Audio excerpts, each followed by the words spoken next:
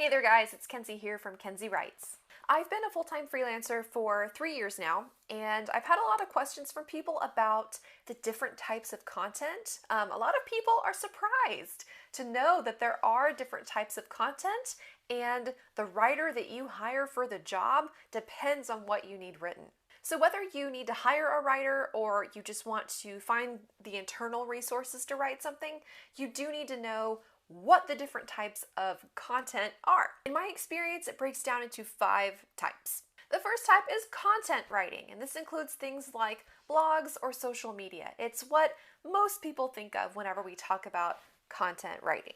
Content writing is usually fun, a little bit more informal, and it might not require a ton of technical expertise or formulas. These are usually people who are good at storytelling, they're good at research, and they know what people on the internet want to read. They're really good at making clickable content that draws you in, whether it's long form or short form. If you want to stand out on search engines or you're trying to boost your social media presence, you would definitely want to hire a content writer. The second type of writing is copywriting. This includes things like ads, websites, sales funnels, or landing pages. In my experience, this really is an art. It is the art of persuasion. So with copywriting, you might only be paying your writer to write 100 words, but they agonize over that 100 words for hours. And they're testing it, they're using different formulas to see what's better. It really is an art and a science. Good copywriters are in demand because they probably have the most effect on your bottom line. So the good ones are going to charge you a lot. So just keep that in mind, but they are worth the money. The third type of content is technical content. It also happens to be my least favorite type and includes things like user manuals or SOPs. I personally have never done technical writing because I find it very difficult and dry, but the people who do it love it. They're very good at their jobs. They tend to be certified experts in certain fields, usually IT. It's very difficult to find someone with this skill set, so keep that in mind.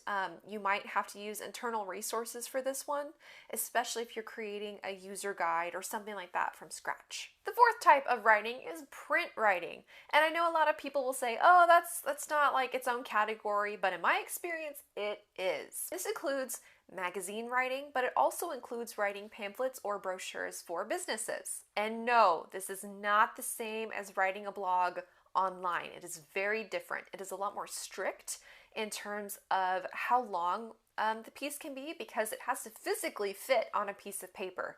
A blog can go over or under. It can be as long as you want, really, but with print, it has to fit. So I've had where we've had to trim pieces significantly because they didn't fit, or we've had to add more because it wasn't big enough for the paper.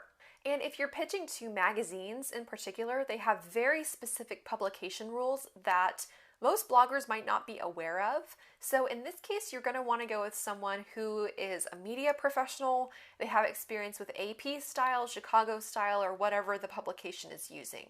The final type of content is business content. This includes content for white papers, case studies, grants, or RFPs, RFQs. I typically handle these for more formal enterprise level clients, but any business, might find a need for this. I highly recommend hiring someone who has enterprise experience to write this. Usually these writers have some kind of formula they follow. You want someone who's reputable, who's done this before, especially if you're doing an RFP or RFQ and there's a lot at stake, right? So you always want to vet their experience writing this type of content before you hire them for it. So as you can see, there are several different types of content out there. Some writers, like myself, specialize in multiple categories, while others just specialize in one thing.